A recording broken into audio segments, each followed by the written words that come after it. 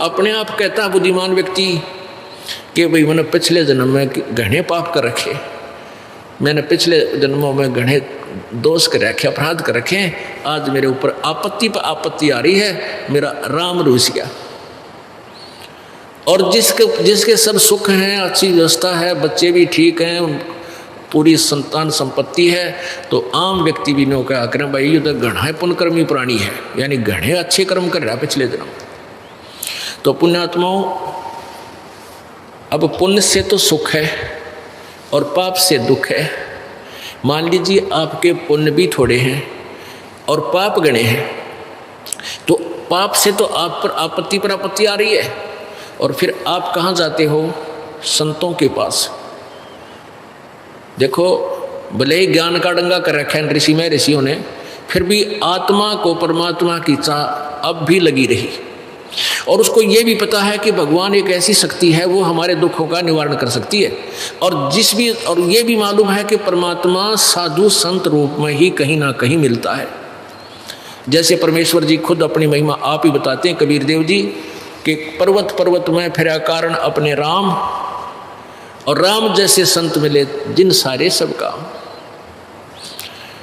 अब क्या बताते हैं कि मैं अपने दुख निवारण के लिए, यानी परमात्मा से ही हमारे दुख निवारण हो सकते हैं, उस परमात्मा के लिए पर्वत पर्वत पर जहाँ भी जिसने बता दिया कि वहाँ संत है, वहाँ संत है, वहाँ संत है, या उस मंदिर में माथा टेकने से सुख होता है, वहाँ गुफा में जाने से ऐसे होता है, केदारनाथ पर पहुँच जाते ये दुख दूर हो जाता है।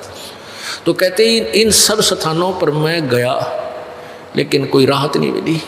और कहते हैं राम जैसे संत मिले, क्योंकि जिस संत से और हमें राहत मिली, परमात्मा वो दुख दूर हुए, पाप नाश हुए, तो सुख हुआ। तो कहते हैं राम जैसा संत मिले जिन सारे सब काम। तो इतना भी ज्ञान है कि परमात्मा की प्राप्ति संत, परमात्मा से मिलने वाले राहत संत के माध्यम से ही मिलते हैं। तो इससे परमात्मा खुद ही अपनी महिमा बताते हैं कि संत साहिब के लाडले,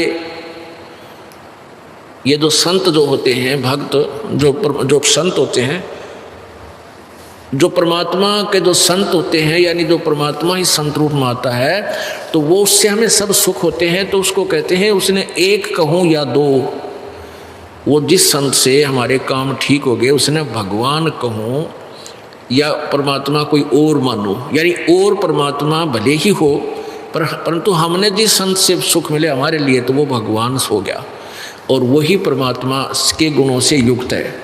तो पुण्यात्माओं, परमेश्वर भी कहते हैं, गुरु मानस कर जानते ते नर कहिए अंध, महादुखी संसार में आ गए अब के फन। अब यहाँ दो प्रकार, दो सतिथि होती है। एक तो परमात्मा स्वयं आता है, जैसे 600 वर्ष पहले परमेश्वर कबीर देव जी आए थे, और उनके संपर्क में जो भी व्यक्ति आया उसको इतना सुख दिया मालिक ने कि वो गुण गाता नहीं थकता था।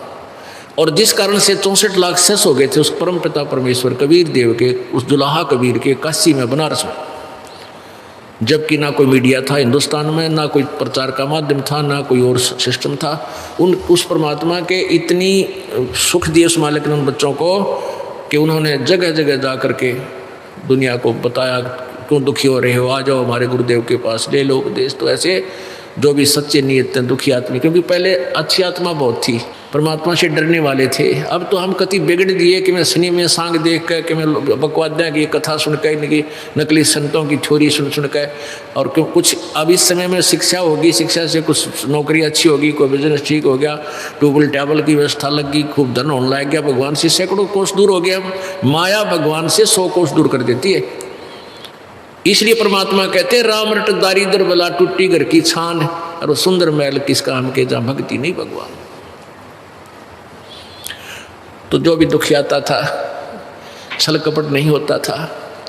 अब यहाँ नाम भी ले लेता है व्यक्ति, तो भी 2 साल तक तो उसके मन का दोष नहीं जाता। उसकी पुरानी सोच कुछ न कुछ अड़ी रहती है, ऐसा नहीं होना चाहिए, ऐसा कैसे करे, ऐसा नहीं हो सकता। और जब तक अग्रम अग्रम है दिमाग में, इतनी राहत कब मिलेगी भगवान की।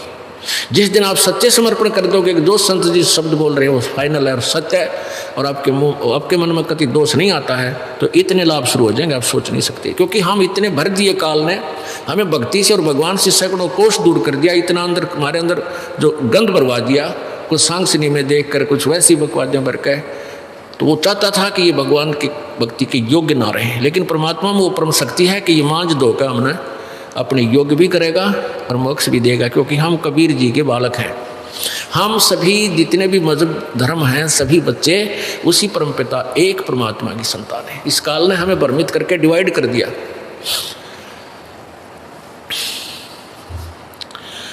तो प्रसंग चल रहा है कि परमात्मा की हम खोज में जाते भी हैं, जब दुखी हो जाते हैं भगवान की चाह होती है, और हमें यह भी मालूम है कि कोई परम शक्ति है जो हमारे दुखों को दूर करेगी।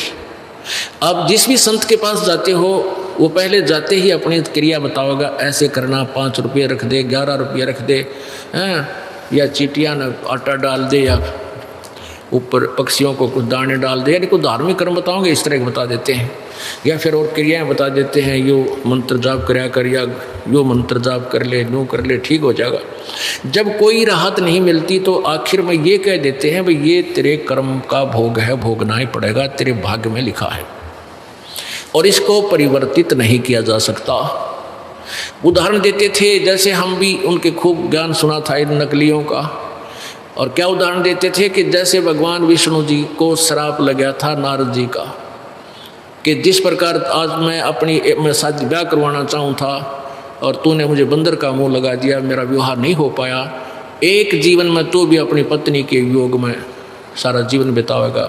उसी श्रापवश ये 3 ताप होते हैं, ये 3 कारण से दुख होता है। एक तो पिछले जन्म जन्मांतर की जो पाप है, एक किसी संत या ऋषि या देव ने आपको श्राप, किसी साधु संत ने श्राप दे दिया,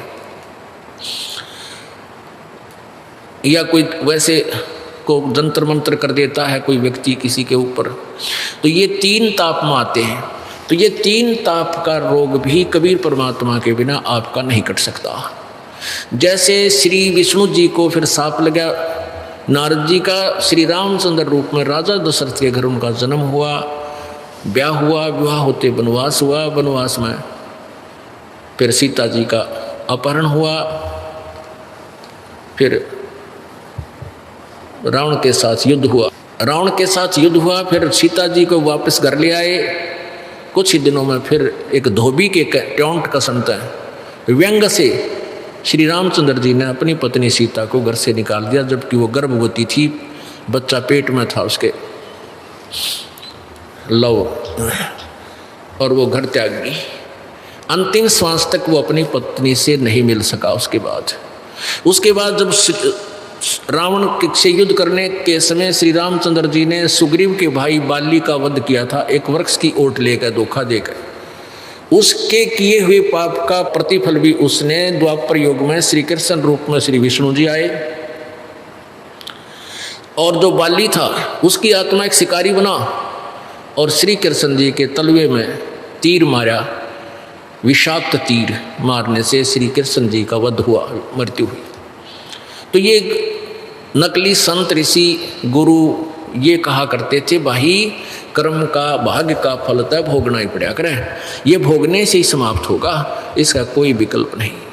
तो परमात्मा स्वयं बताया करते थे कि तुम कौन राम का जपते जापम, अर्थात कटे ना तुम्हारे 3 तापम। तुम किन भगवानों की भक्ति करते हो जिससे तुम्हारे 3 ताप भी ना नष्ट हो रहे, तो तुम उस परमात्मा की भक्ति कर ही नहीं रहे जो पाप नाश करता है। यजुर्वेद अध्याय नंबर 5 के मंत्र नंबर 32 में लिखा है, उसी कसी कबीर अंगारी असी, अयुर असी, दूरवसवान अविरसी और बम्भारी असी। बम्भारी माने बंधनों का शत्रु, बंधन नाश करने वाला, अंगारी माने पाप नाशक, पापों का शत्रु, पाप विनाश करने वाला। ये देखिएगा यजुर्वेद अध्याय नंबर 5 का श्लोक नंबर 32, मंत्र नंबर 32। क्योंकि हम उसी समय विश्वास कर पाएंगे जब आँखें देख लेंगे, क्योंकि हम गलत ज्ञान को घना सुन चुके हैं और हम उसको फाइनल मान चुके हैं, उस लोक वेद को, उस दंत कथाओं को जो नकली ऋषि महर्षि और गुरुओं के द्वारा हमें बताएगी, और फिर अपने अनुभव की पुस्तकें उपनिषद बनाकर छोड़ गई। ये उपनिषद क्या है? ये ऋषि विशेष की अपनी सोच, अपना अनुभव, सारे जीवन में उसने कैसा भगवान को जाना, कैसा समझा, उसमें लिपिबद्ध करके चला गया। अब हमने ये सोचा कि ये हम वेदों को नहीं पढ़ सकते, हमारे समझ में नहीं आ सकती, और इन ऋषियों ने वेदों को पढ़ा, इन्होंने वेदों को समझा है और उसका सरलार्थ करके, सिंपल बना कर उनके द्वारा अपने अनुभव की पुस्तकों में लिख दिया गया है। तो हमें वही सफिशिएंट है, उन वेदों को पढ़ने की हमें ज़रूरत नहीं। हम यहाँ सेट हो चुके थे कि इन उपनिषदों को हम वेदों अनुसार ज्ञान युक्त मानते थे, जबकि अब पता चला कि ये कैसे, इनकी अधूरी सोच थी, वेद विरुद्ध ज्ञान था इन ऋषि महर्षियों का, नकलियों का।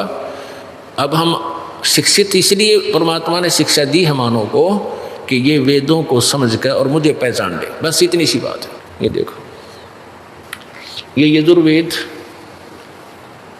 ये महर्षि दयानंद सरस्वती जी द्वारा अनुवादित है। प्रकाशक है सर्वदेशी कार्य प्रतिनिधि सभा 2/5 महर्षि दयानंद भवन, रामलीला मैदान, नई दिल्ली। यजुर्वेद आर्य भाषा भाष्य संपूर्ण 40 अध्याय, महर्षि दयानंद सरस्वती कृत। मुद्रक है prince offset printers, 1510 Pataudi house, Daryaganj, New Delhi. ये इनके फैक्स फोन नंबर है। अब देखो अध्याय नंबर 5 का और श्लोक नंबर 32, मंत्र नंबर 32।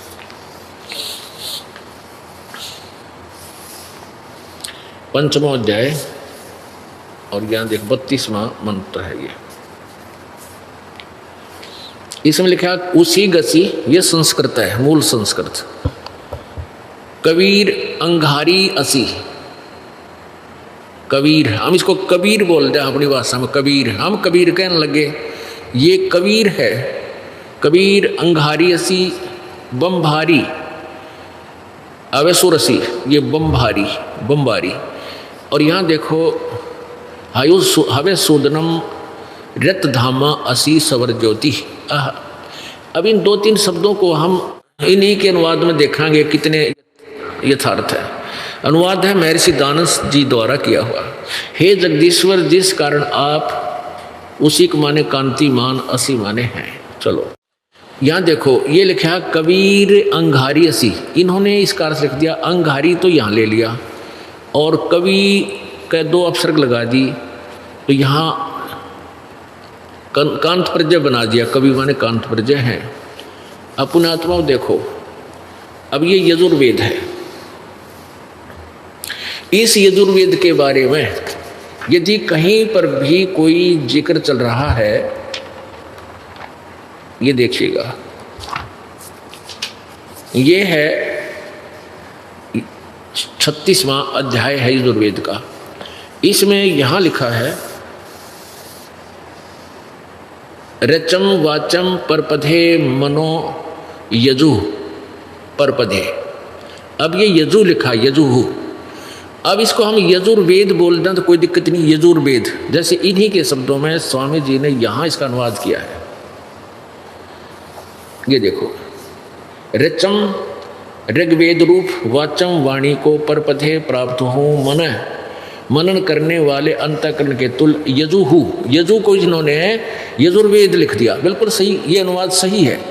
यजु, यहाँ यजुर्वेद लिखना जरूरी था। यजु का क्या मतलब? यजु से हमें पता लगेगा ये यजुर्वेद के विषय में जानकारी दी जा रही है। यजु परपधे, तो यजुर्वेद को प्राप्त हो, यजु, यजु लिखा है ना, इसका हम अर्थ करते हैं यजु माने यज्ञ सतुतियाँ। यजु का अर्थ होता है यज्ञ सतुतियाँ। तो यहाँ यज्ञ सतुतियाँ लिख देते तो कैसे पता लगता है कि यजुर्वेद के बारे में है? तो ये हम इसी प्रकार इसको यजु को यजुर्वेद लिख दिया। और हम इस कबीर को इन्होंने यहाँ कवि संधि छेद करके इस 32वें 5वें अध्याय को, वो 36 का प्रथम मंत्र था यजुर्वेद के अध्याय का, ये 5वें का 32वां है। इसमें इन्होंने इस कबीर को, अब इसको कवि अपसर्ग लगा दिए, रे हटा दिया। तो यहाँ हमने लिखना चाहिए था अंगारी माने खोटे चलन वाले जीवों के शत्रु। अंग, अग माने पाप होता है, अंग माने भी पाप ही होता है, अपराध। अंगहरी, अंगारी, अंग अरी, अग माने पाप के, अरी माने शत्रु। ये लिखना था पाप के शत्रु। और कबीर यहाँ लिखना था कबीर देव हैं, वो कबीर परमेश्वर हैं, पाप नाशक कबीर परमात्मा है। यहाँ कबीर देव लिखना था। कबीर, हम कबीर साहब कहें कबीर, हम वह को वह बोलते हैं, वेदों को वेद बोलते हैं हम, तो अपनी भाषा में इस कबीर देव को हम कबीर साहब कहने लगे। आगे देखो, और बमभारी, ये देखो ना, कबीर कबीर अंगारी असी बमभारी असी, बमभारी अवसुर असी। इन्होंने बमभारी का अर्थ बंधन के शत्रु। अरि माने शत्रु, बम माने बंधन, तो अंग माने पाप, अरि माने शत्रु, पाप के शत्रु, पाप नाशक, पाप विनाश करने वाले, बंधन के शत्रु, बंधन काटने वाले, बंधन का नाश करने वाले। हम उनको बंदी छोड़ के हैं, जो बंध से छुड़ाने वाले। केवल भाषा का, शब्दों का अर्थ है, बाकी महिमा वही है प्रभु की। यहाँ देखो, इन्होंने रितधामा, ये लिखा है रितधामा असी सवर ज्योति। तो यहाँ लिखा है, इसने अनुवाद किया स्वामी दयानंद ने, रितधामा सतधाम। अब धाम कहो चाहे लोक कहो चाहे स्थान कहो, सत्य कहो, अविनाशी कहो, शाश्वत कहो, तो सतधाम कहो चाहे सतलोक कहो, वो परमात्मा सतधामा सतधाम वाला है, सतलोक वाला है, सतलोक युक्त है। असी माने है, और सवर ज्योति का अर्थ होता है स्वयं प्रकाशित। ये अनुवाद ठीक नहीं है। सवर ज्योति, स्वयं ज्योति, सवर ज्योति, स्वयं प्रकाशित। यहाँ देखो, रितधामा असी सवर ज्योति, वो स्वयं प्रकाशित है, यानी तेजों में शरीर युक्त है, साकार है, और वो सतलोक में रहता है। रितधामा, रितधाम माने सतधाम, सतधाम कहो, सतलोक कहो, शाश्वत स्थान कहो, अविनाशी लोक कहो, वो वहाँ रहता है। अपने आत्मा परमात्मा पाप नाश करता है, और वो है कौन, ये भी नाम बता दिया, कबीर असी, वो कबीर देव है। अब ये उसको कवि बोलते हैं, कहते हैं ये कवि को तुम कबीर कैसे बना रहे हो। हम नहीं बना रहे, हम तो अपना भाव व्यक्त कर रहे हैं कि जिसको तुम कबीर देव कहते हो, हम कबीर देव बोलने लागे, कबीर देव। और देव माने परमेश्वर, और कबीर हम कहते, कबीर कवि को हम कवि कहने लागे, कबीर देव। तो वो अपभ्रंश होते होते हम लिखने लागे, पहले अशिक्षित थे, क बी ब का बड्डी की मात्रा बड्डा रे, समझाने के लिए कबीर साहब, कबीर साहब, उस कवि को हम कबीर कहने लगे। तो ये वही कबीर अपभ्रंश, उसी नाम से प्रगट प्रभु, वो 600 वर्ष पहले बनारस में आए, वो कबीर देव, कबीर साहब, हम कबीर कहने लगे। और कुरान शरीफ में अरबी भाषा में कबीर शब्द परमात्मा के लिए लिखा है अल्लाह कबीर। तो वो अल्लाह कबीर को उन्होंने बड़ा अर्थ कर दिया, कबीर माने बड़ा, और अल्लाह भगवान, बड़ा भगवान। तो परमात्मा कहते हैं वो अल्लाह कबीर मैं ही हूँ। कबीर जी आए, कहते तुम उसने बड़ा भगवान कहते हो, वो वही वास्तविक नाम है मेरा। कबीर कहो, कबीर कबीर देव कहो, जो वेदों में लिखा है, कबीर शब्द है वेदों में, वो उसी परमात्मा का बोधक है, जिसको हम अब अपभ्रंश करके कबीर कहने लगे। जो बनारस में आया वो पूर्ण परमात्मा है। इतनी सी बात है। अपने आत्मा हम परमात्मा से दूर इसलिए होने लगे कि जिन संतों के पास हम गए, जिन ऋषि मंडलेश्वरों के हमने विचार सुने, पहले तो उन्होंने ठेका ले लिया कि तुम ऐसे जंत्र कर ले, ऐसे मंत्र कर ले, तुम चिंता ना करो, ठीक हो जाओगे, सब स्वस्थ हो जाओगे। जो नहीं हुए, जब ठीक उनको कोई लाभ नहीं मिला, तो बता दिया कि तुम्हारे प्रारब्ध का भोग है, ये तुमने भोगना ही पड़ेगा। और भक्ति करो, भक्ति करते रहो, ये पिछला पाप तक कटे नहीं, आगे सुख हो जाएगी, आगे तुम्हें सुख हो जाएगा।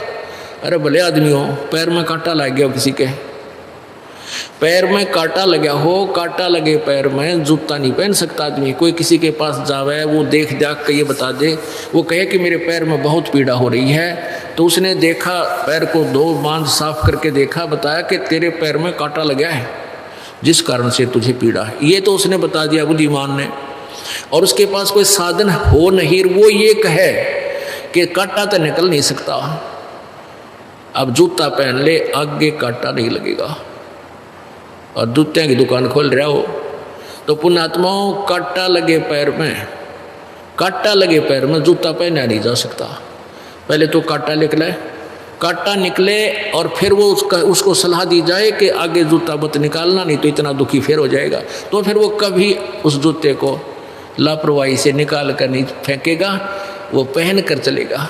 तो ऐसे ही जो दुखी प्राणी आएगा उसके पाप रूपी कांटे का समाधान होगा। फिर उसको आगे बताया जाएगा कि ये नियम भंग नहीं करना, परमात्मा की भक्ति आजीवन करते रहना, तो उससे हर स्वीकार करेगा। इस डर से भगवान की भक्ति रूपी जूता पहने रखेगा कि हे परमात्मा कहीं फिर बिजली ना गिर जा, कहीं फिर वो आपत्ति ना आ जाए हमारे ऊपर, इसलिए वो कभी भक्ति नहीं छोड़ेगा। और जो आते मायाधारी मस्करे नाम भी ले लेते हैं, कुछ दिन साधना भी करते हैं, फिर छोटी सी बात पर मरोड़ी खाकर चले जाते हैं, नियम भंग करते रहते हैं, लोक लाज को ज़्यादा देखते हैं, फिर वो छोड़ जाते हैं, वो चले जाते हैं, क्योंकि उनका कांटा ही लग गया ना है।